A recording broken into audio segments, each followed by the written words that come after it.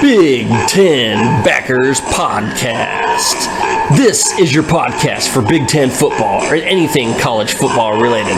From Jim Harbaugh's shirtless escapades to Brett Bielema's hog-sized waistline with Ryan Day's beard dye and anything else in between. Big Ten Backers has the headlines from around the college football landscape. Oh, hey there, Big Ten backers. This is your host, AJ, with Buckeye Steve. We just call him Da Beef.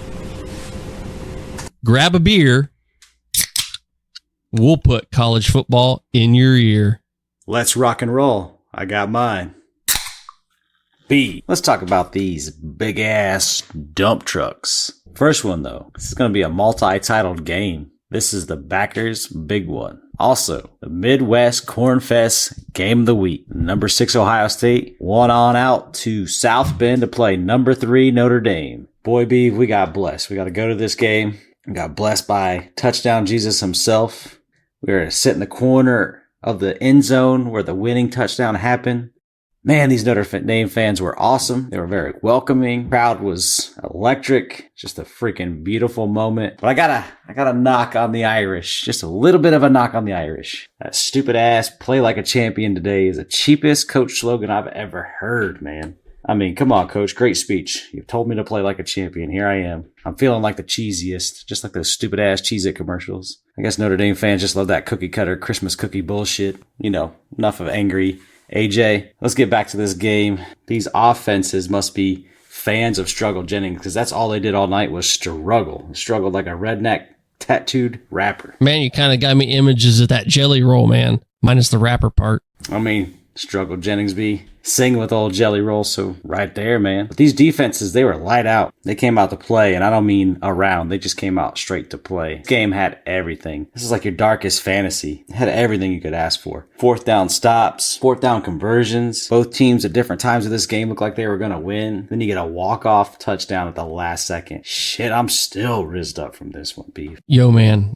there's some things that people might be missing when they're looking at this game. The DBs on both teams, the linebacker play on both teams, they were covering well with those receivers out. I mean, both teams were looking to pass. They were looking to be a balanced attack, but the wide receivers were covered. They only had the open man. They had to take what the defenses gave them because there was no missed coverages, hardly any. And Notre Dame has a good offense. It showed well all season until this game, really. I mean, they struggled a little bit this game, but so did Ohio State's offense. Ohio State's offense has had their ups and downs all season. But to me, these defenses are right up there with the top Ds in America. Ohio State, second in the nation, allowing just 8.5 points per game.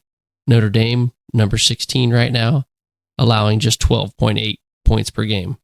I mean, that's pretty special. A game like this, a game of this magnitude, what all these people could do, coming together, keeping those offenses shut down, keeping some of the best receivers in the nation's running backs in the nation's kind of shut down a little bit. And like you talked about, man, that tradition there is second to none. I can't even go into how awesome it is just to be in a game like that. And I think we're going to get into it more later, but it's just a special place to be. Yeah, and it kind of reminded me a little bit about what one of the announcers said. I believe it was during the FSU Clemson game. You got to score points to win. Like, no shit, Captain Obvious. You got to score points to win the game. I do remember that moment. I was like, Jesus Lord, this guy just all over football. I'm glad he's getting paid to announce it. But yeah, man, this atmosphere is one of the best I've ever seen. Shout out to whoever came up with the idea of the green LED wristband that flashed with the DJ and his music. I mean, that shit was awesome. I mean, the energy was pumping like a kid with ADD. Yeah, everyone was standing the entire game. No one was asking people to sit down. I fucking hate it when that happens. I hate going in a stadium where I can't stand up and enjoy it. Man, I come to football games for it to be a pleasure, not to be hounded by some old ass man being like, yo, sit down. I mean, I get it. If you're having a hard time, you can't stand, your knees hurt, stay at home and watch it on the fucking couch, asshole. I love how hyped this game was. I was so fucking amped up all game. No caffeine, no alcohol even needed.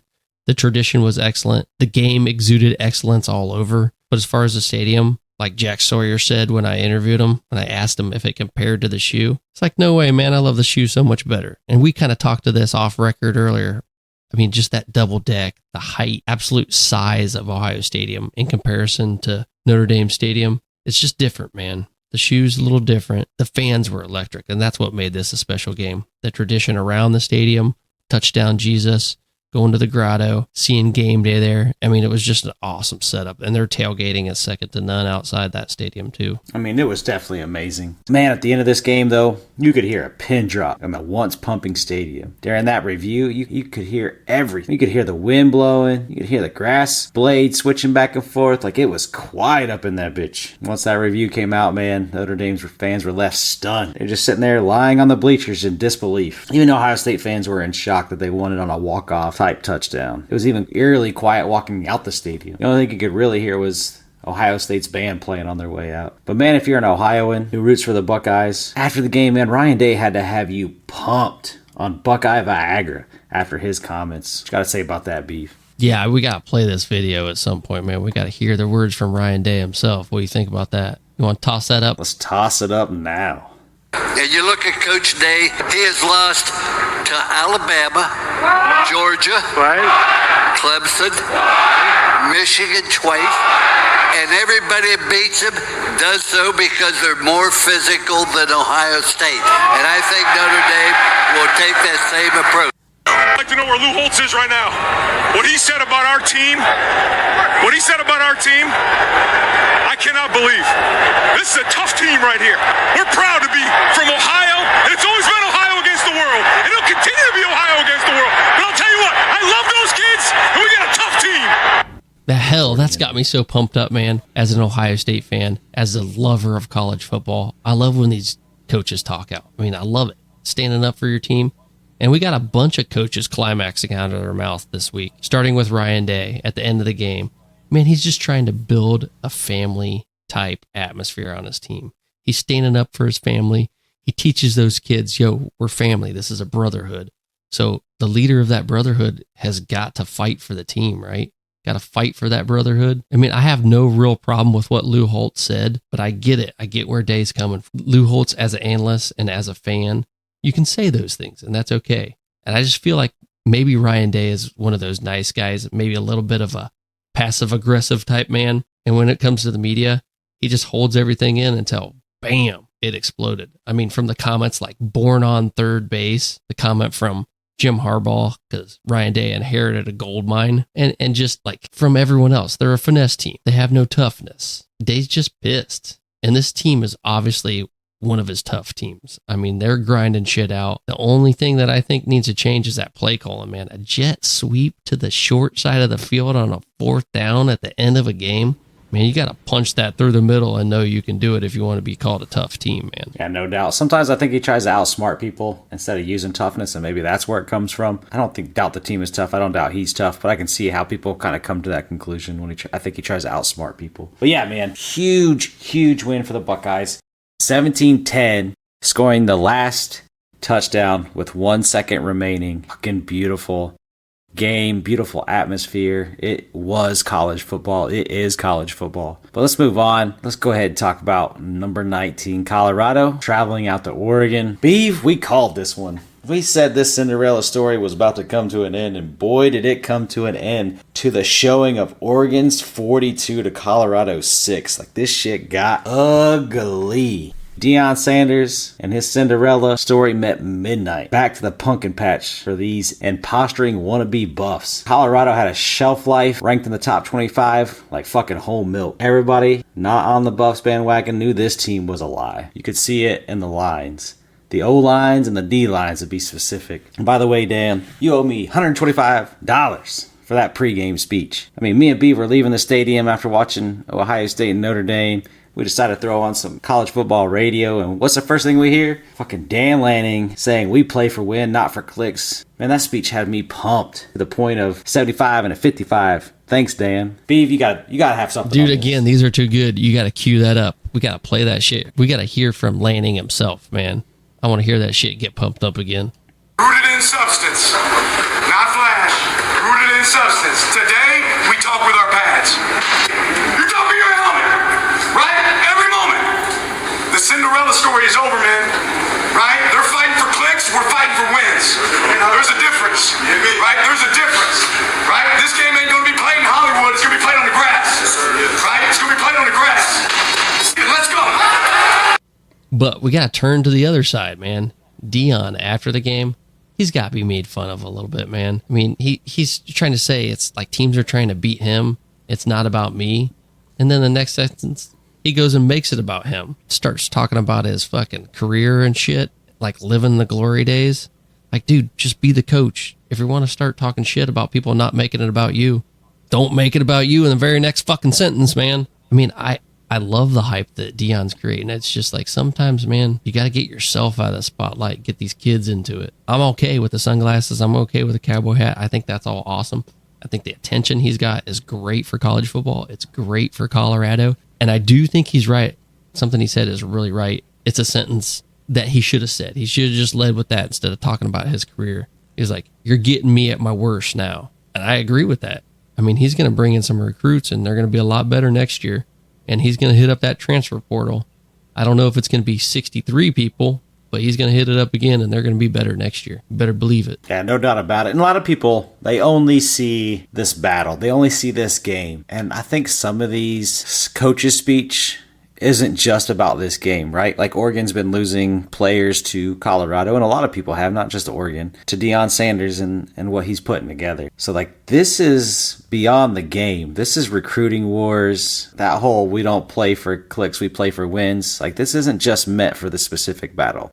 There's a lot of preparation that goes in these battles, and that's recruiting. And that's what both of these guys are doing.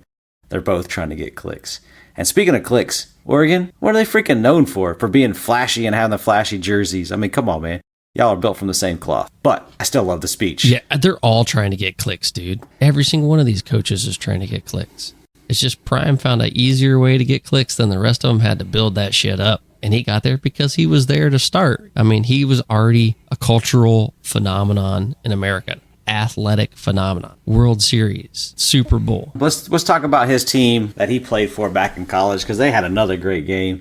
We had Florida State at Clemson.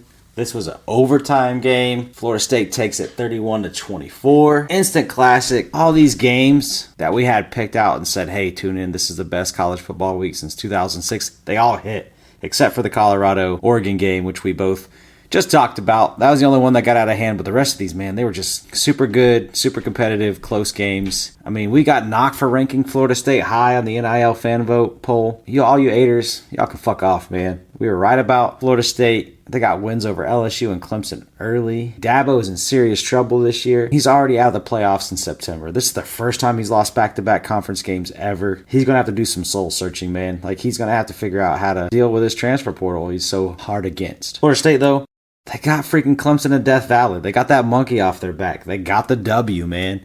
And they don't win there often. So that's huge for Florida State. Like, huge. I don't think people are going to recognize how huge this is because Clemson hasn't looked great this year. That's a huge monkey to get off your back. They got two of the best wins in college football. They're putting a whole new meaning on that Seminole win because it's Seminole win. Beef, get after this one. Hey, man, we were right. We can pat ourselves on the back when we're right. And when we're right, we're right. Florida State was the team, and we knew it. We did a lot of research on that. We knew what they had coming in, what they had coming back, and what they brought in from the transfer portal. Not everyone does that, so I give them credit. They were just looking on the past, and that's why we do our poll the way we do our poll, because we don't look at the past. It's all about what have you done for me now, this year. The past doesn't mean shit. It's a new year. Man, we got to stop judging teams on what they did last year. It's stupid. Doesn't make any sense. Anyway, look at their schedule going forward, man. Virginia Tech, Syracuse. Duke is actually a surprisingly good team this year. At Wake Forest, at Pittsburgh. They got Miami at home, which is going to be a tough game. North Alabama. And then at Florida in the Swamp. So they got 3 ranked teams left on their schedule. There's still some spots where they could get a loss. But man, I see them getting to the playoffs, dude. I see them coming. There's a path for sure. This was not maybe a heavy hitter based on rankings going into this game, but this game brought the juice. Not unlike our swamp ass from another long road trip with the Big Ten backers, another 1,030 miles of pure taint sweat. Clemson started off strong. They got off to like a 10-0 lead, and they just ran out of stamina in the end, man. Florida State has a quarter in the second quarter, and they bring in 17 unanswered points. I still seeing that Clemson O-line as the problems. Klubnik was getting pressured all game and running for his life. Dolech, when he got that hit on Klubnik, knocked that ball out, got the sack, fumble, and bring back for a tutty. Man, that was a game changer. Ended up in overtime, man. Clemson is still a good team, even though they were 0-2 in the ACC. Ouch. That's hard for even me to say, and I think Dabo's a douche. I mean, I kind of got to feel the same way about Dabo. It's a little cheesy to me. But let's get on to the Big Ten.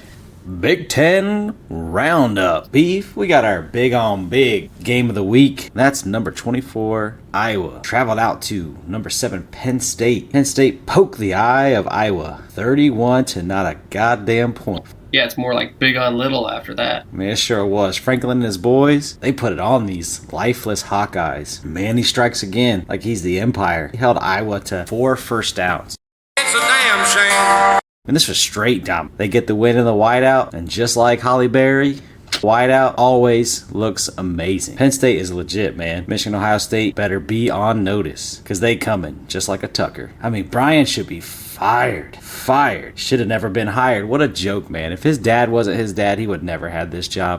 He wouldn't still have this job. I better move on quick. This is the saddest thing I've ever seen. I mean, can someone give Brian a sympathy fuck? This dude needs it. They need to move him to the self-checkout position at Walmart. He just needs to sit back and watch somebody else do this shit for a while. What a joke. Beef, please save me. I'm going down a hole, man. Save me. Yeah, let's go. Iowa scored 24 points the first game, 20 their second game, 41 points their third, and a big old goose egg, 0 against Penn State. That puts them to a total average of 21.25 points per game. Game 5, they're going to need 40 points. The next game, that shit ain't happening. They ain't getting 40 points again. Man, Drew Aller and this PSU team, Penn State, baby, we are. They're the real deal. And like you said, I can't wait to see them against Michigan or Ohio State. You're going to have to see some big dick swagging to see who's boss in the Big Ten East, man.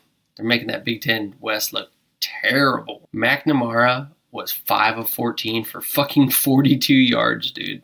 And he was supposed to be their savior. It's a damn shame. Versus Drew Aller, first-year starting quarterback. I mean, he had some games last year. Really, this is the first season as a starter. 25 of 37 for 166 yards. And 4 touchdowns, baby. And then this Manny Diaz defense, they had 4 fumble recoveries. I mean, there's a thing with 4s today. 4 touchdowns, 4 fumble recoveries, held Iowa to 4 first downs. Man, Penn State's got something going. They're the real deal. Yeah, there's no doubt about it. These Lions are looking like they're going to challenge the Wolverines and these Buckeyes, man. The Big Ten East is going to get interesting. But Beef, we got to travel out to another game this weekend.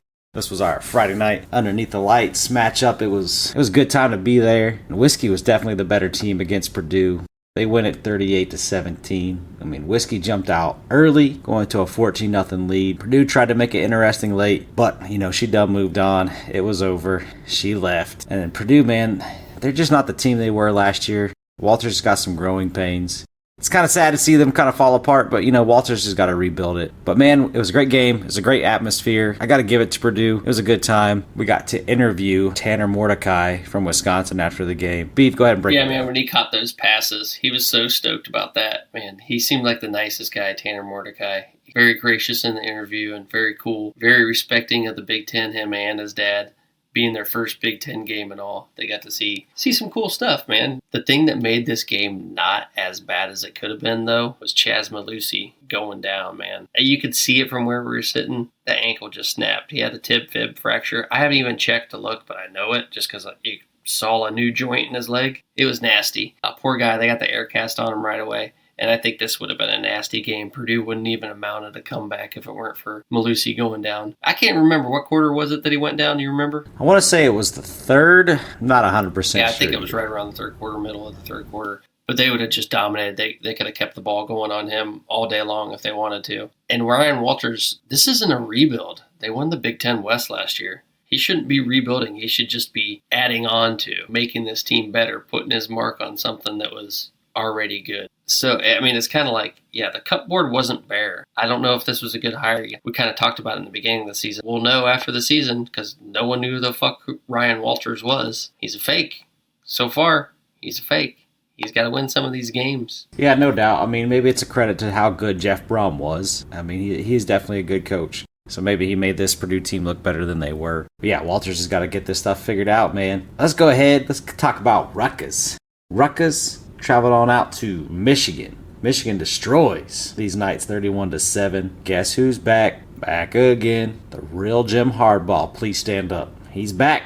on the sidelines. It looked like Rutgers could have made this thing interesting in the beginning. Catch a slant, take it to the house. But that didn't last longer than the second quarter, and Michigan just shut up Rutgers, shut them out for the rest of the game. Rutgers just won't, and don't have the horses for this stable, man. They can't keep up with this Michigan team. They're not breeders. They're just horse meat. When will these Wolverines be tested? We're going on, week 5? They don't even have a good team in sight. I can't wait for them to play Penn State just to see if they get challenged a little bit. I mean, this is another boring game. Boring stats. Boring highlights. But Beve, go ahead. Yeah, Rutgers lasted about as long as me after a cup of coffee and my digestive system bringing me to the bathroom, man. I got to go right away. Coffee does the trick, bro. Michigan, it's tough, man. I mean, 31 to 7? It's not a blowout, but it is kind of. I mean, it was a game that was out of hand, but it is Rutgers. I mean, they were 3-0. I'd like to see more. I'd like to see a bigger blowout out of Michigan if we're going to keep them up there in the top 4. But I guess we just wait and see. It's a wait and see approach, like you said, once they get to Happy Valley and get a test of those Nittany Lions. We'll see how they really are. You got to play those big games before we really know what kind of team you got, right? Another game we had up in the state of Michigan. Maryland traveled out to Michigan State, out to East Lansing. Terps snapped the Spartans 31-9. The Terps have the passing game going, and they took it to these Spartans. Michigan State is falling apart in front of our eyes, much like Mel Tucker's bank account. It's going down, down, down. I mean, it was 21-3 at the half. It wasn't a close game in the beginning either. Michigan State couldn't even make it halfway through the second quarter before this thing was over. I mean, I'm bored, Beef. I don't even want to talk about this game because Michigan State's boring. Take it away. Man, these poor guys catching a beatdown after beatdown after beatdown. Kind of reminds me of what it would be like for Jenna Jameson to go to her gyno appointment at like age 55 or whatever she is, man. Just looks beat up. Like we mentioned before, those Terps, they're no joke. They're going to upset somebody. Good D. It's ranked 12th in the nation in points per game at 12.3.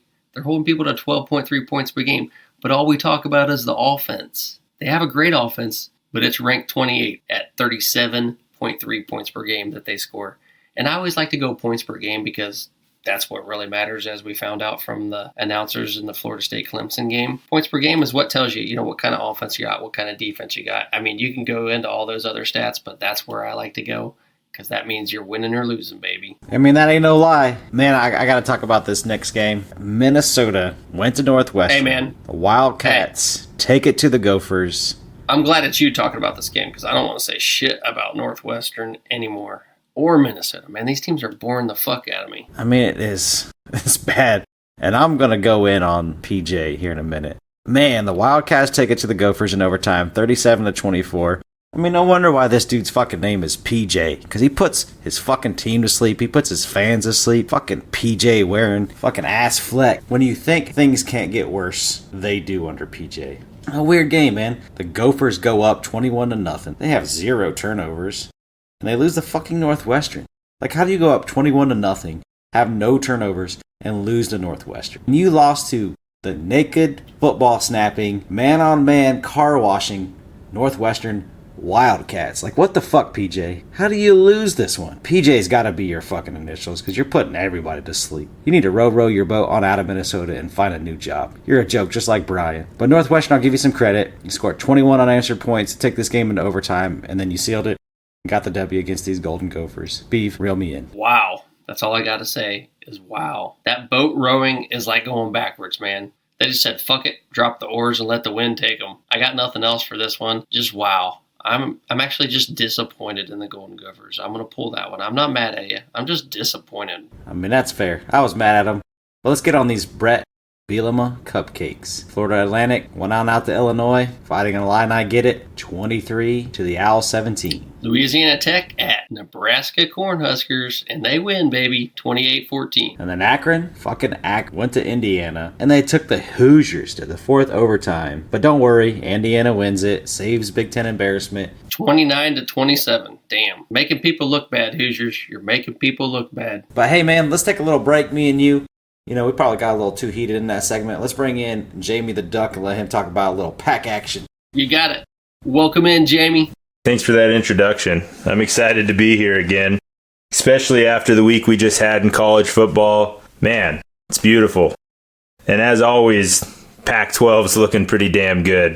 We had some big matchups this week, and we had some changes and how teams and players are viewed, let's just get it kicked off and let's talk about the Pac-12 Heisman rankings. I've got an updated list here, and I want to remind everybody, this list is how I see it as of today. That means each week it's based off performance. I don't give a damn about where these people are projected to be at the end of the season. I care about what they've shown me, what they've done so far up until today.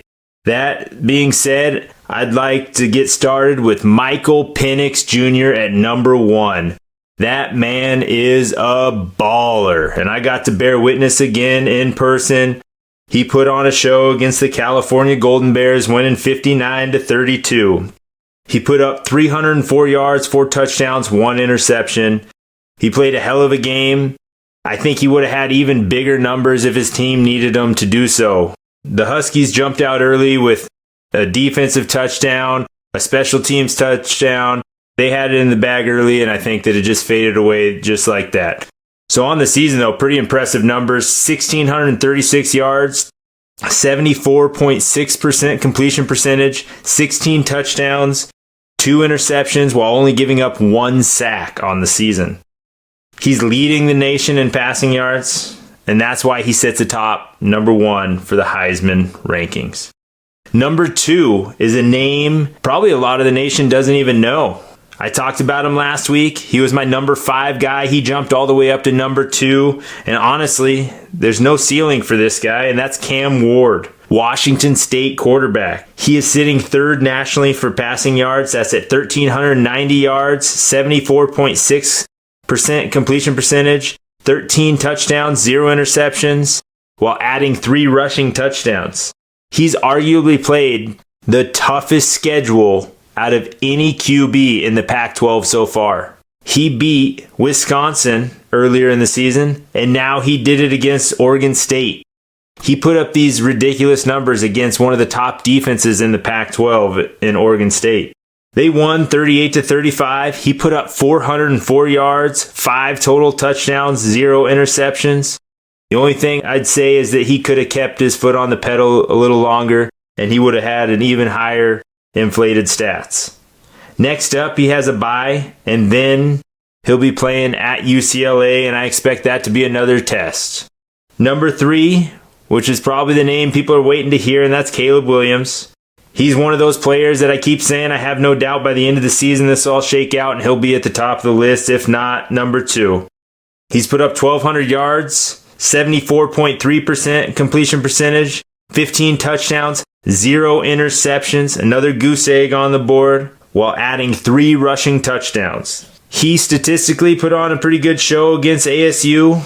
I was a little surprised that they didn't jump out early and put him away.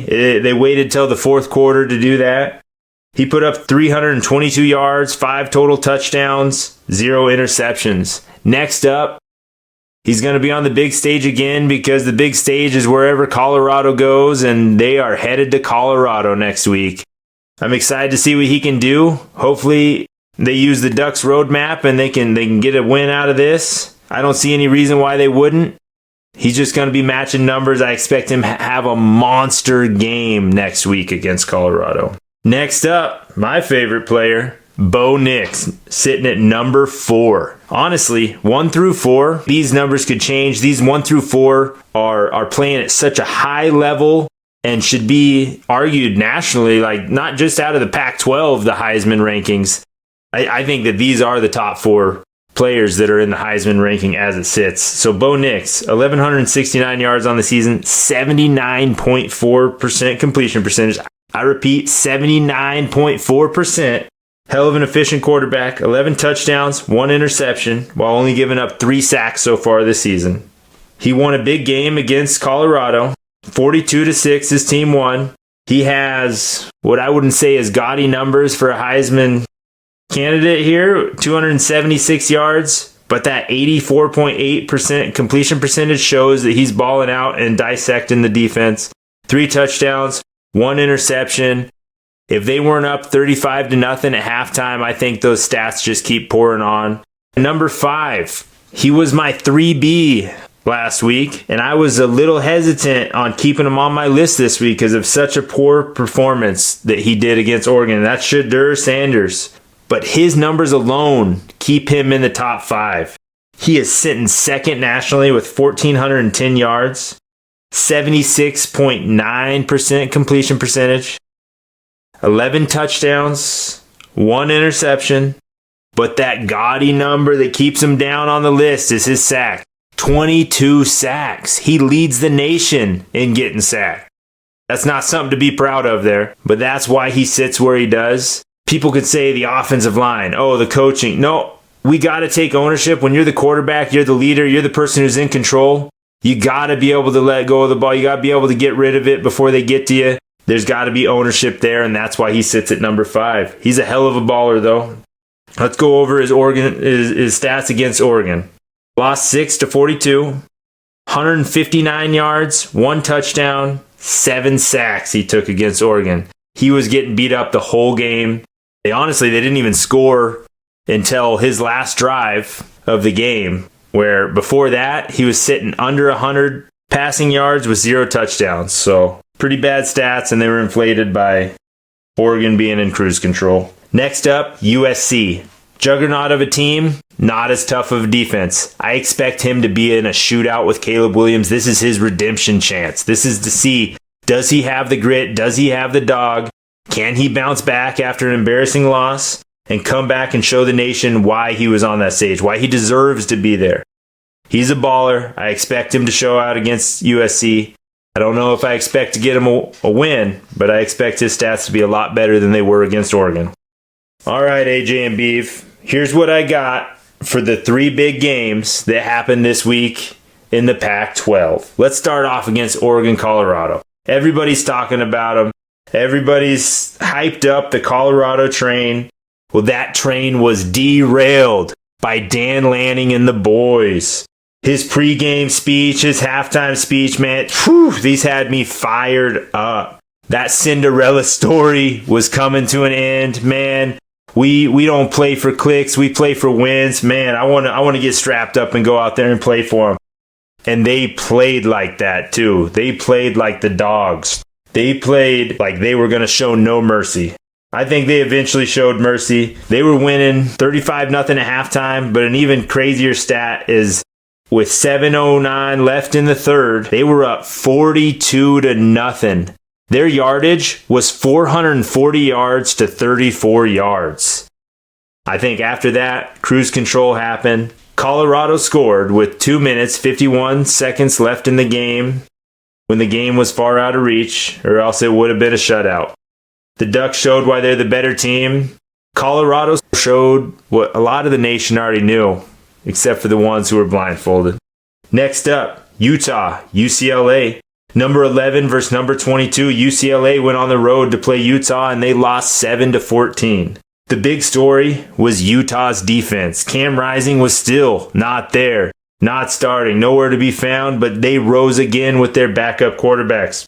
They didn't need much offense because the first play of the game after the kickoff, Utah had an interception that they took to the house for a touchdown. UCLA had a total of 9 rushing yards. They didn't score until there was 3 minutes and 39 seconds left in the game. Utah's defense is phenomenal. I cannot wait until Cam Rising is back. You put him with that defense, man, Utah is an absolute contender. And you have Utah, USC, UW, Oregon, hell, Washington State. Add them to the mix. They got some good teams out in the Pac-12. So I'm excited to see what comes. The next big game, Washington State, Oregon State, 21 versus 14. It went down in Pullman. This was the battle for the Pac-2 championship. The teams that nobody wants. But hell, these are 2 good teams, okay? I was so excited to watch this game this week. And it started off, I was like, oh, holy cow, look at Washington State's offense destroying Oregon State's amazing defense. Cam Ward put on a show. Man, but you could hear a pin drop towards the end of that game.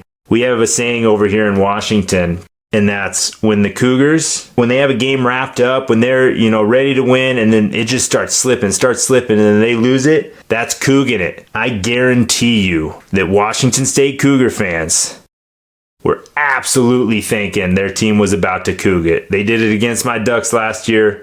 They thought they were going to be doing it against the Beavers this year, but they pulled out. They pulled a win out of this one, and they're sitting there undefeated on the season. Cam Ward in the Heisman running. They have a team that's ready to compete with the likes of the big bad boys in the Pac-12. OSU outscored them 21-3 in the fourth, put on a scare, but it wasn't enough. They did enough to win it. Washington State pulls out the victory, makes it exciting at the end. Good job, Cougs. Last up, Pac-12 After Dark. I got to be present for the UW-Cal game. It started off with fireworks. We had an interception return for a touchdown.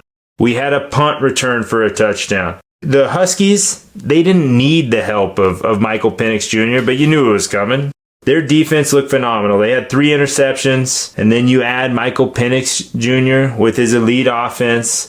They marched down the field. They put him away. It was 45-12 at halftime, and from there they coasted, ending the game 59-32. On the other side, which I thought, no way, USC's not going to have any trouble with this abysmal Arizona State team.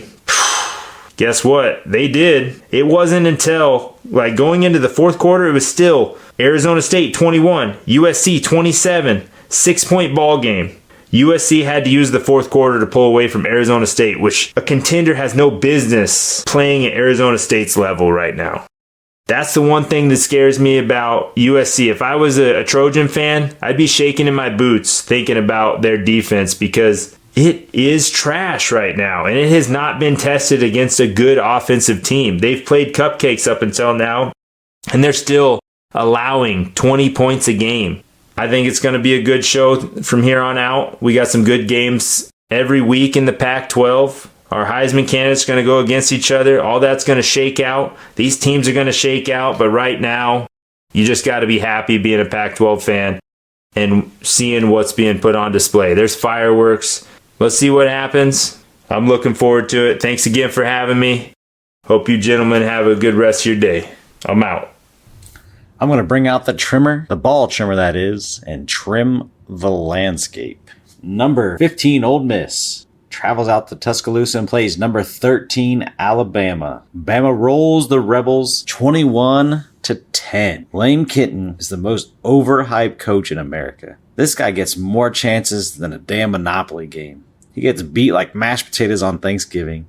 This kitten has always been more meow than scratch. He has one win over teams that finish with 9 wins or more. The Fire Lane Kiffin comments will be back soon. Man, Bama was on life support, and Saban said, "Fuck no, Rebels. It ain't gonna be you. Not today." And the SEC is gonna let Bama go ahead and figure this shit out. They're gonna fuck around and let them figure it out. And all of a sudden, we're gonna see Bama in a dogfight with Georgia in the SEC championship game.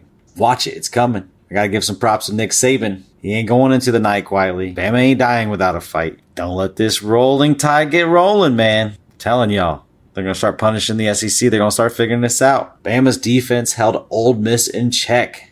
They only allowed them to have 56 rushing yards. I mean, Milroe looked a little bit better. He had 225 and a tutty. This Bama D was excellent. Well, let's look at the next game where the D was optional. Arkansas at LSU. Tigers hold on 31-34. LSU is up and down. Up and down. Fucking yo-yo looking asses from Baton Rouge. LSU comes out slow. They catch up, and it's a battle for the rest of the game. Arkansas gets to take it into overtime TD with 5 minutes left in the game. But then LSU puts the ball in between the uprights to take it home. Jaden Daniels was pretty good. He was 320 and had 4 TDs. KJ Jefferson wasn't bad. He had 289 and 3 TDs. But the 2 interceptions were costly. LSU averaged 6.5 yards per rushing attempt. You would look at these numbers and you would think LSU would win big. But this LSU defense lacks D, just like Dylan. That one's for you, Beve. Speaking of Beve, let's talk about his Jayhawks. BYU took on Kansas, and the Jayhawks come out in the end, 38-27. Kansas is Beve's pick to win the Big 12. They put together another solid win. How were they not ranked before this game? I mean, they are looking the part. But will they give Texas trouble next week? I'm ready for this game, boy. BYU has been gold. They took down Arkansas, a team that just gave LSU fits. But gold strike is over once they met these Kansas Jayhawks. Slovis put together a decent game. 357 yards, 2 tutties. But the turnovers is what got the Cougars off the mark. This was a damn good game. The Cougs get left behind late in this little gym. Daniels didn't have to do much in this game, but he was efficient. He only had 130 yards in the air, but he had 3 TDs. He did add another 54 on the ground. But that Kobe Bryant hit. Woo! If you ain't seen it, look it up. That Kobe Bryant hit, shit was nasty. He hit the kid, caused him to fumble it, picked up the fumble, and scored. He was a one-man band. Let's get into AJ and Beve's best quickies. Auburn played Texas A&M. Aggies win 27-10. South Carolina had to play Mississippi State. Gamecocks over Bulldogs 37-30. Texas Tech played West Virginia. The Mountaineers topped the Red Raiders 20-13. The Cyclones of Iowa State take it to the Cowboys of Oklahoma State 34-27. The Texas Longhorns beat down the Bears 38-6. Boston College was at Louisville. The Cards 56, Eagles 28. North Carolina traveled to Pitt. Tar Heels 41, Panthers 24. Like always, like and share this podcast with your friends. Be a friend. Tell a friend. Thank you all so much. And God bless. Big Ten Backers Podcast. Follow our sponsors at NIL Fanboat on Instagram, Facebook, Twitter, and the Thread. Also visit the website, nilfanboat.com. Oh, no Midwest goodbye today.